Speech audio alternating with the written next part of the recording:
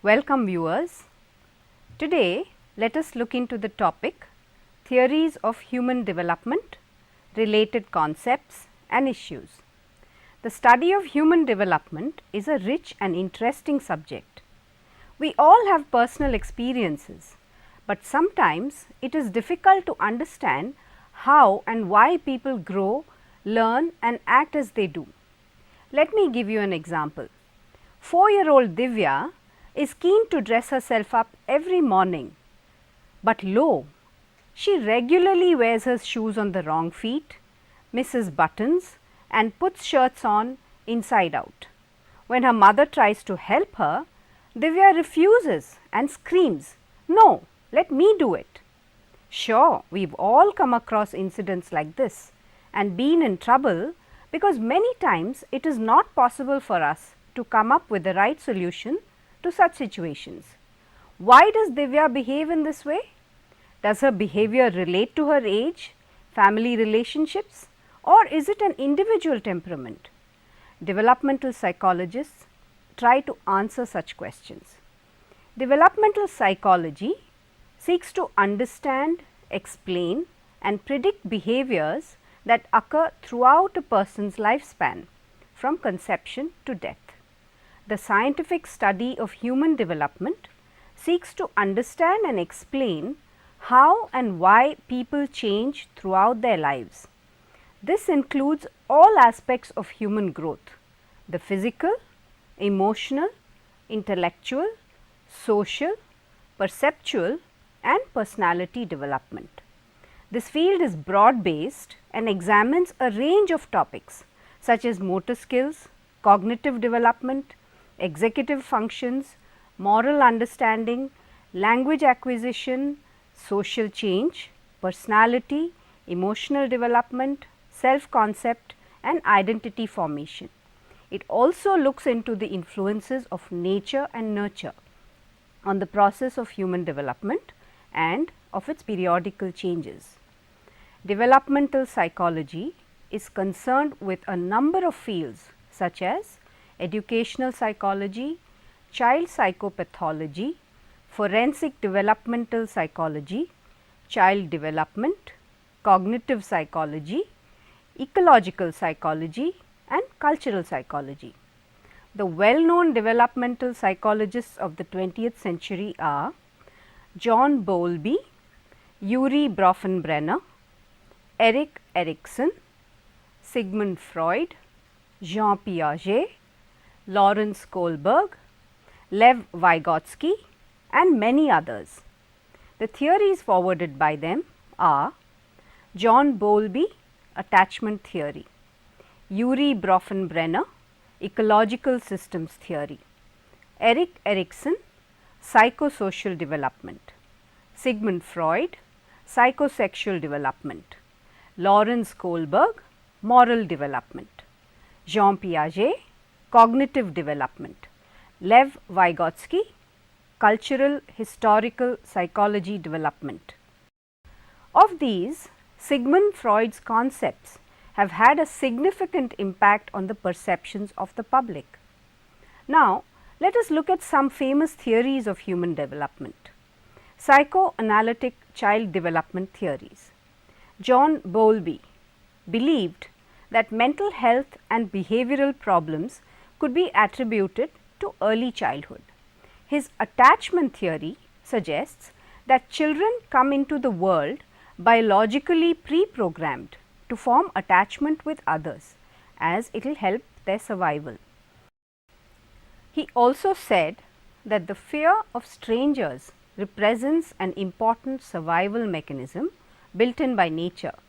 Babies display certain innate behaviors called social releasers like crying, smiling, crawling. Such actions ensure proximity and contact with the mother or attachment figure and stimulate caregiving from the adults. The fact that determines attachment is not food but care and responsiveness. The attachment figure is the safe base for exploring the world. This acts as the case in point to all future relationships. Yuri Bronfenbrenner, a Russian-born American developmental psychologist, is known for his ecological systems theory of child development. Ecological systems theory specifies 4 types of nested environmental systems: the microsystem, mesosystem, exosystem and macrosystem. Each system contains roles, norms and rules that initiate strong development. Microsystem, the direct environment in our lives such as our home and school. Mesosystem, the relationships that connect to the microsystem. Exosystem, the larger social system. The child plays no role. Macrosystem refers to the cultural values, customs and laws of society. This conceptualization of development from the family to economic and political structures is viewed as part of the life course from childhood to adulthood. Sigmund Freud, the Austrian neurologist, is best known for developing the theories and techniques of psychoanalysis. The theories proposed by Sigmund Freud stress the importance of childhood events and experiences, libido and ego. They exclusively focus on mental disorders rather than normal functioning. Freud believes that we all have conscious, preconscious and unconscious levels. The conscious level makes us aware of our mental process. The preconscious involves information that, though not available now, can be brought into consciousness. The unconscious includes mental processes we are unaware of. To explain this, he has developed 3 personality structures: the id, ego and superego. The id, the most primitive of the 3, is the aspect of personality that is driven by internal and basic drives and needs, which are typically instinctual, such as hunger, thirst and the drive for sex or libido. The id is the completely unconscious, impulsive, childlike portion of the psyche that acts in accordance with the pleasure principle. It seeks immediate pleasure and gratification and avoids pain. The ego is rational and works to balance both the id and superego and mediates between the desires of the id and the superego. It helps to separate what is real and the reality of our drives. At the same time, it is also realistic about the standards set by the superego. It tries to strike stability between the impractical pleasure principle of the id and the equally impractical moralism of the superego.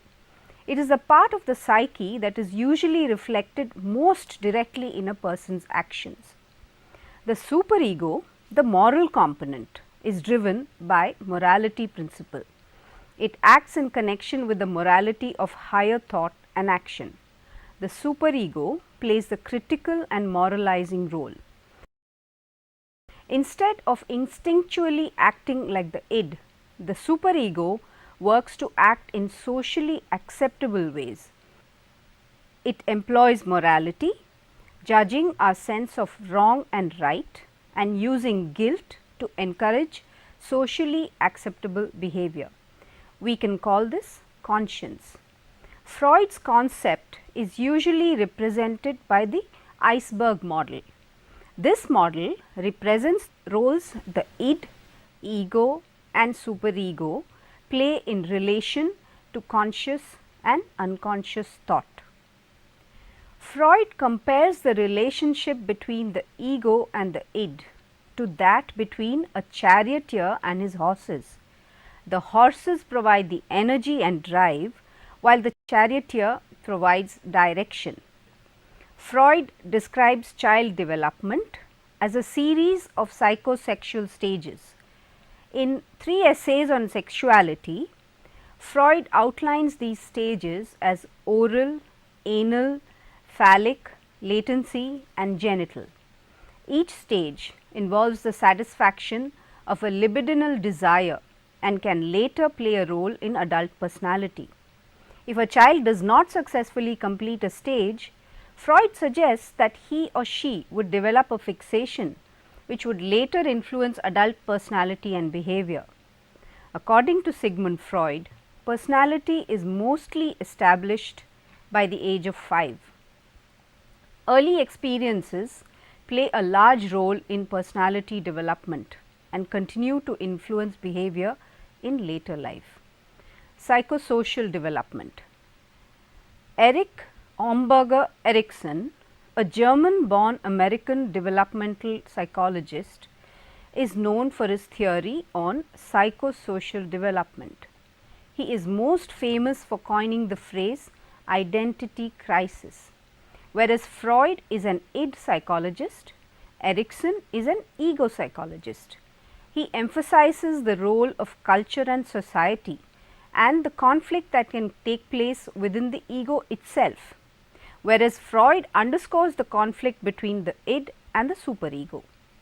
Erikson affirms that as the ego develops, it successfully resolves crises which are distinctly social in nature.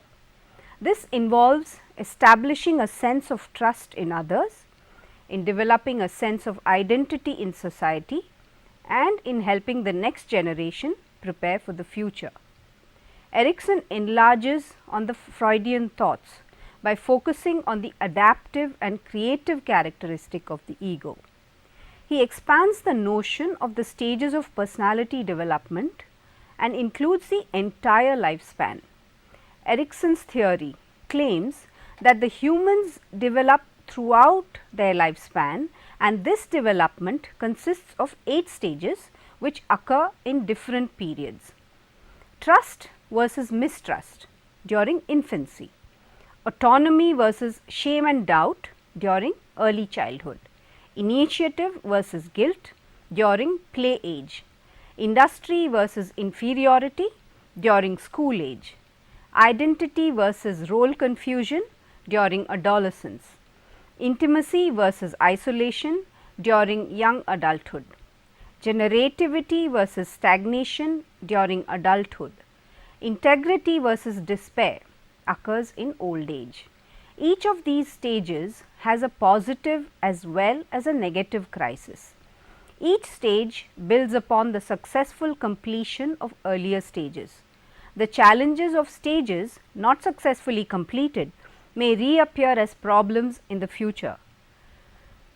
Erikson believes that each stage of development is focused on overcoming a conflict. The crises are of a psychosocial nature because they involve psychological needs of the individual conflicting with the needs of the society. For instance, the primary conflict during the adolescent period involves establishing a sense of personal identity. This results in role confusion. According to Erikson's theory, successful completion of each stage results in a healthy personality and acquiring of basic virtues. Basic virtues are characteristic strengths which the ego can use to resolve subsequent crises. Erikson was greatly inspired by father of our nation, Mahatma Gandhi, and his non-violence movement. His book, Gandhi's Truth on the Origins of Militant Non-Violence, won the Pulitzer Prize for General Nonfiction and the US National Book Award in the category Philosophy and Religion. Cognitive development. Cognitive development is a field of study in neuroscience and psychology. It focuses on a child's development in terms of information processing, conceptual resources, perceptual skill, language learning, and other aspects of brain development. It is cognitive psychology compared to an adult's point of view. Cognitive development is the emergence of the ability to think and understand. Cognitive theory is concerned with the development of a person's thought process. It looks at how these thought processes influence the way we understand and interact with the world. Jean Piaget is considered as the foremost cognitive thinker. He proposed an idea that helped to revolutionize how we think about child development. He was puzzled why children gave wrong answers to the questions that required logical thinking. He believed that these incorrect answers revealed important differences between the thinking of adults and children. Children think differently than adults. According to Piaget, children are born with a basic mental structure, genetically inherited and evolved, on which all subsequent learning and knowledge are based. Piaget has proposed a theory of cognitive development to account for the steps and sequence of children's intellectual development. He believed that people move through stages of development that allow them to think in new and more complex ways. Piaget's stage theory describes the cognitive development of children. Cognitive development involves changes in cognitive processes and abilities. In his view, cognitive development is a progressive reorganization of mental processes as a result of biological maturation and environmental experience. Children construct understanding of the world around them, then experience discrepancies between what they already know and what they discover in their environment. There are three basic key components to Piaget's cognitive theory. 1.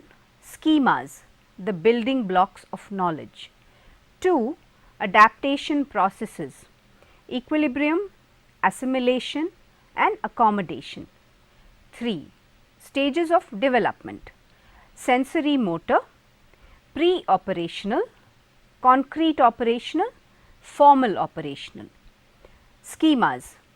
Piaget called the schema the basic building block of intelligent behavior, a way of organizing knowledge. It is useful to think of schemas as units of knowledge. Each one relates to one aspect of the world, including objects, actions and abstract concepts. In Piaget's view, a schema includes both a category of knowledge and the process of obtaining that knowledge. As experiences happen, this new information is used to modify, add to or change previously existing schemas. Jean Piaget views intellectual growth as a process of adaptation or adjustment to the world. Adaptation processes, equilibrium, assimilation and accommodation. Equilibrium or a state of cognitive balance is when a child's existing schemas are capable of explaining what it can perceive around it. For example, a child may have a schema about a type of animal such as a dog. If the child's sole experience has been with small dogs, a child might believe that all dogs are small, furry and have 4 legs. Assimilation is using an existing schema to deal with a new object or situation. In case the child encounters a very large dog, the child takes in this new information, modifies the previously existing schema to include this new information. The process of taking in new information into our previously existing schemas is known as assimilation.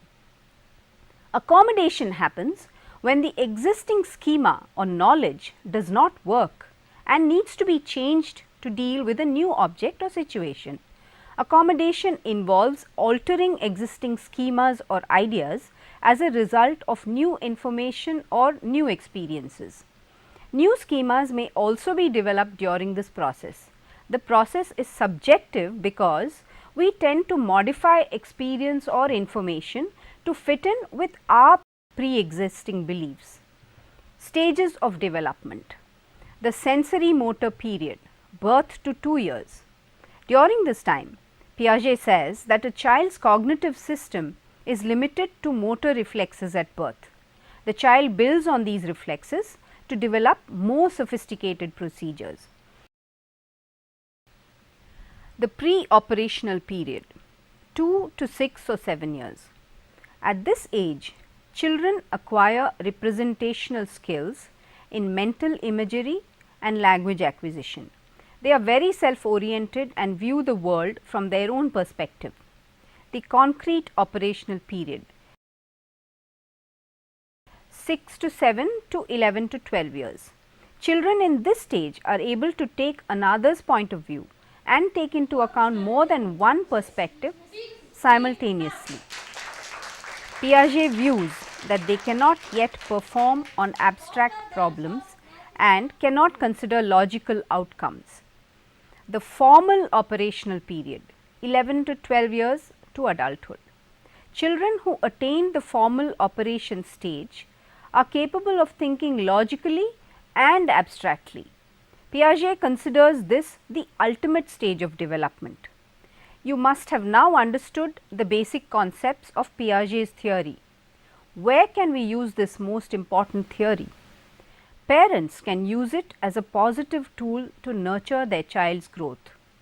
Teachers must apply it for academic exercises. For example, while discussing the suitability of syllabus subject for the different students' level in the classroom training of the students and their evaluation. Cognitive social development. Lev Vygotsky. The Russian psychologist Lev Vygotsky brought out a learning theory that has become very famous, especially in the field of education. Vygotsky's main work is in developmental psychology. He has proposed a theory of the development of higher cognitive functions in children. He believes that reasoning power in children emerges through practical activity in a social environment. During the earlier period of his career, he argued that the development of reasoning was mediated by signs and symbols and therefore dependent on cultural practices and language as well as on universal cognitive process. Vygotsky's ideas have grown increasingly influential in areas including child development, cognitive psychology and education. Vygotsky introduced the notion of zone of proximal development, an innovative metaphor capable of describing the potential of human cognitive development. His work covered different areas such as the origin and psychology of art, development of higher mental functions, philosophy of science and methodology of psychological research, the relation between learning and human development, concept formation, interrelation between language and thought development, play as a psychological phenomenon, learning disabilities and abnormal human development. Vygotsky views every function in the child's cultural development appears twice, first on the social level and later on the individual level, first between people, interpsychological, and then inside the child, intrapsychological. Like Piaget, Vygotsky also believes that children learn actively and through hands-on experiences. His socio-cultural theory suggests that parents, caregivers, peers and the culture at large are responsible for the development of higher order functions. This applies equally to voluntary attention, to logical memory and to the formation of concepts. All the higher functions originate as actual relationships between individuals. Socio-cultural theory focuses not only on how adults and peers influence individual learning, but also on how cultural beliefs and attitudes impact and how instruction and learning take place.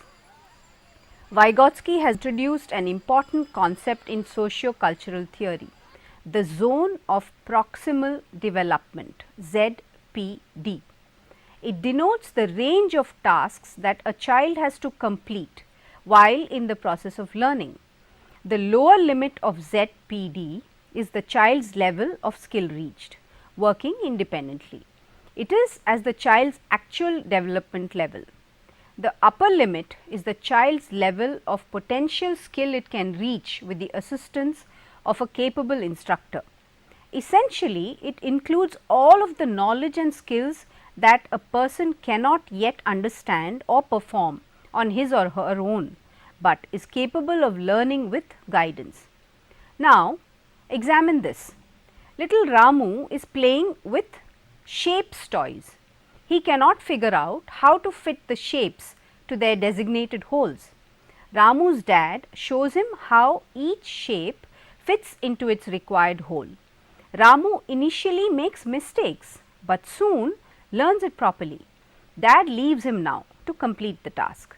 According to Vygotsky, the zone of proximal development is the distance between the actual development level as determined by independent problem solving and the level of potential development as determined through problem solving under adult guidance or in collaboration with more capable peers.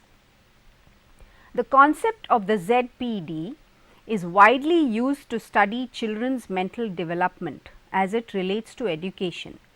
It is seen as a scaffolding, a structure of support points for performing an action.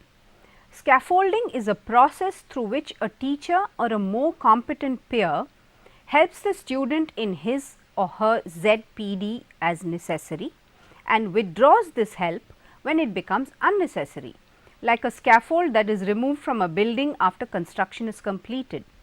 To have an effective scaffolding, one must start at the child's level of knowledge and build from there. Scaffolding is a key feature of effective teaching and can include modeling a skill, providing hints or cues, and adapting material or activity. In the classroom, scaffolding can be performed with just about any task.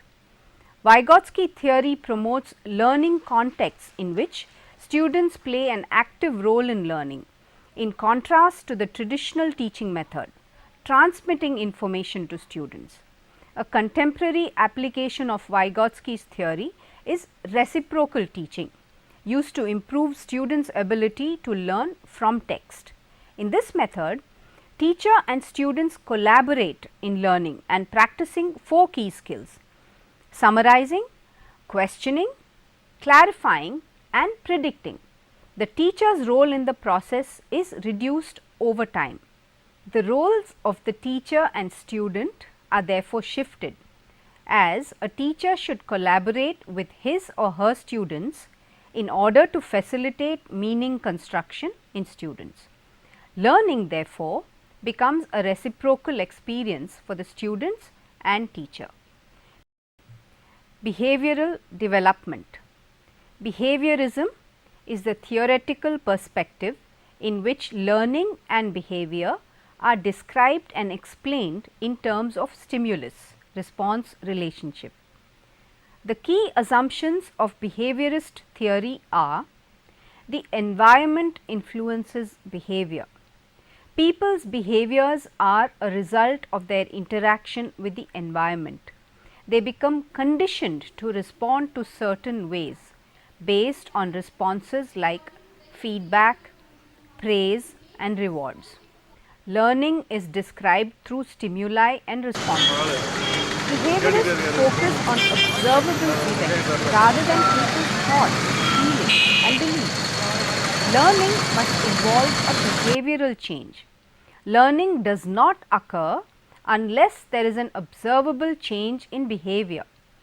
Learning must result when stimulus and response occur close together in time. Learners must associate their response with a stimulus. These two must happen in conjunction with each other. Animals and humans learn in similar ways. Behaviorists conducted their experiments using animals because they believed the study of animals could explain human learning behavior. Behavioral child development theories deal only with observable behaviors.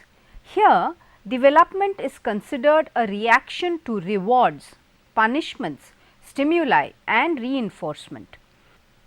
The major behaviorists you should know are John Watson, known as the father of behaviorism; Ivan Pavlov, best known for classical conditioning; B. F. Skinner, famous for operant conditioning; and Edward Thorndike, well known for the law of effect. Ivan Petrovich Pavlov was a Russian physiologist known primarily for his work in classical conditioning. While at the Institute of Experimental Medicine, Ivan Petrovich Pavlov carried out his classical experiments on digestive glands.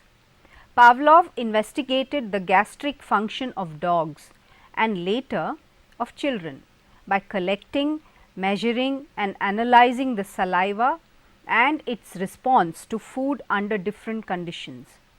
Pavlov's dogs, restrained in an experimental chamber, were presented with meat powder and their saliva was collected. He noticed that the dogs tended to salivate before food was actually delivered to their mouths. He set out to investigate the psychic secretion, as he called it.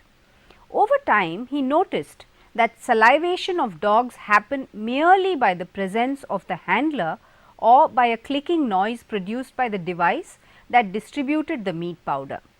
Surprised by this finding, Pavlov paired the meat powder with various stimuli such as the ringing of a bell. After the meat powder and bell, auditory stimulus were presented together several times. The bell was used alone. Pavlov's dogs responded by salivating to the sound of the bell without the food. The bell was able to acquire the ability to trigger the salivation response. Pavlov regards the meat powder an unconditioned stimulus UCS and the dog's salivation as the unconditioned response UCR. The bell is a neutral stimulus until the dog learns to associate the bell with food.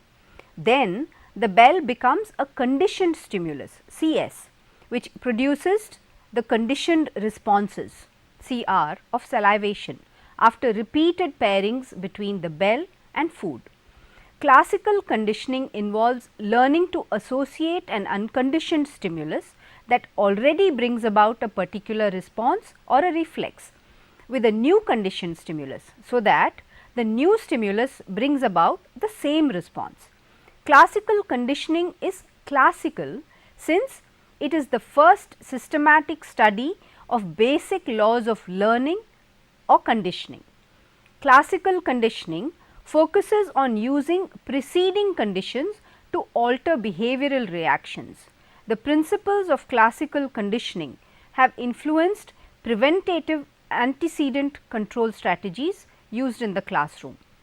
Boris Frederick Skinner, commonly known as B.F. Skinner, is an American psychologist, behaviorist, author, inventor and social philosopher. Skinner considers free will an illusion. He believes that human action is dependent on consequences of previous actions. If the consequences are bad, there is a chance that the action will not be repeated. If the consequences are good, however, the actions that led to it will be more convincing. Skinner called this the principle of reinforcement. Skinner is regarded as the father of operant conditioning. His work was based on Edward Thorndike's law of effect. Thorndike studied learning in animals using a puzzle box. Skinner introduced a new term into the law of effect, reinforcement. Behavior which is reinforced tends to be repeated, gets strengthened. Behavior which is not reinforced tends to die out or weakened. Skinner studied operant conditioning by conducting experiments using animals which he placed in a Skinner box, similar to Thorndike's puzzle box. He coined the term operant conditioning. It means roughly changing of behavior by using reinforcement given after the desired response. Skinner identifies three types of responses or operants that can follow behavior. Neutral operants, responses from the environment that neither increase nor decrease the probability of a behavior being repeated. Reinforcers, responses from the environment that increase the probability of a behavior being repeated. They can be either positive or negative. Punishers, response from the environment that decrease the likelihood of a behavior being repeated. Punishment weakens behavior. Sometimes our own behavior is affected by either reinforcement or punishment. As a child, you probably tried out a number of behaviors and learnt from their consequences. The simple way to shape behavior is to provide feedback on learner performance. For example, through compliments, approval, encouragement and affirmation such as saying very good, well done, can certainly do very well, rightly presented and so on. Social development. Albert Bandura, Social Cognitive Theory (SCT) is used in psychology, education and communication. It holds that a portion of an individual's knowledge acquisition can be directly related to observing others within the context of social interactions, experiences and outside media influences. In other words, the survival of humanity is dependent upon copying the actions of others. SCT is the result of the work done by Neil E. Miller and John Dollard in 1941. They identified 4 key factors in learning new behavior.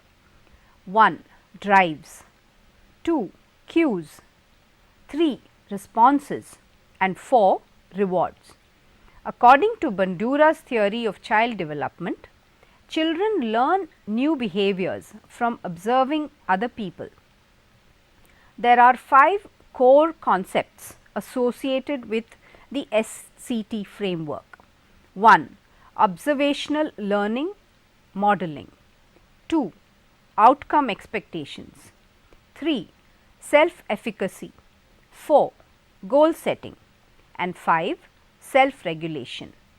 Depending on whether people are rewarded or punished for their behavior and the outcome of the behavior, that behavior may become a model. Self-efficacy is believing in yourself to perform action. It is the belief in one's capabilities to organize and execute the courses of action required to manage prospective situations. The best example is Ekalavya, the hunter boy in the Mahabharata, whose observational learning and self-efficacy make him an efficient archer. Bandura, along with his students and colleagues, conducted a series of studies known as the Bobo doll experiment to find out why and when children display aggressive behaviors. These studies demonstrated the value of modeling for acquiring novel behaviors. Unlike behavioral theories, Bandura believes that external reinforcement is not the only way that people learn new things. Instead, intrinsic reinforcements such as a sense of pride, satisfaction and accomplishment could also lead to learning. By observing the actions of others, including parents and peers, children develop new skills and acquire new information. Social cognitive theory has been applied to many areas of human functioning, such as career choice and organizational behavior, as well as in understanding classroom motivation, learning and achievement. Issues in theories of human development. So far, we have looked at the major theories of human development and how they have been adapted in the field of education. Now, let us consider some of the issues in these theories seen by the psychologists. Nature versus nurture. The debate over the relative importance of heredity and the environment is one of the oldest issues in philosophy and psychology. Philosophers like Plato and Descartes supported the idea that some ideas are inborn. On the other hand, thinkers like John Locke argued for the concept of tabula rasa, a belief that the mind is a blank slate at birth, with experience determining our knowledge. Today, most psychologists believe that it is an interaction between these two forces that cause development. Some aspects of the development are distinctly biological, such as puberty. However, the onset of puberty can be affected by environmental factors like diet and nutrition. Early experience versus later experience. The second vital consideration involves the relative importance of early experiences versus those that occur later in life. Have you wondered about this? Are we more affected by events that occur in early childhood, or do later events play an equally important role? Psychoanalytic theorists tend to focus upon events that occur in early childhood. According to Freud, much of a child's personality is completely established by the age of 5. If this is indeed the case, those who have gone through deprived or abusive childhoods might never adjust or develop normally. In contrast to this view, researchers believe that the influence of childhood events need not necessarily have a dominating effect over behavior throughout the life. Many people with less than perfect childhoods go on to develop normally into well-adjusted adults. The classic example is Mahabharata's Karna, ill-fated to suffer abuse, but turns out to be a great warrior because of positive reinforcement.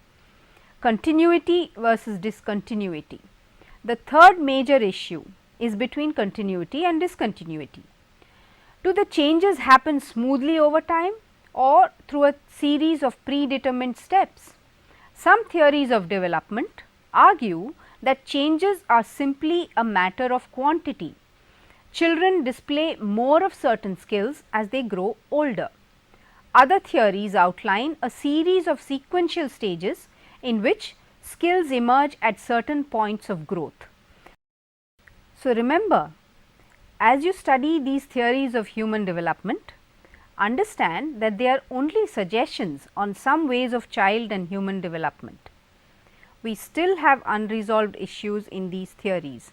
That is why the research and studies in this field continue to expand, because no two human beings are the same at any time, either in behavior or in cognition. So, to conclude, human development is a developing field of study in education. Various investigations using different approaches and research frameworks have proved collaborative learning to be effective in many kinds of settings and contexts. Teachers should assign tasks that students cannot do on their own, but which they can do with assistance. They should provide just enough assistance so that students learn to complete the tasks independently. They must then provide an environment enabling the students to do harder tasks than would otherwise be possible. In the context of adults, peers should challenge each other in order to support collaboration and success. In the process of child development, the adults and peers have greater responsibilities. Their cognitive growth is also simultaneous. The educators and the general public should become aware of the different aspects of human development that leads to designing and improving the education system. Such a thinking makes a person continue education throughout his or her life and achieve the maximum potential in his or her lifetime. Just as our great Guru Dr. S. Radhakrishnan affirms, learning is endless.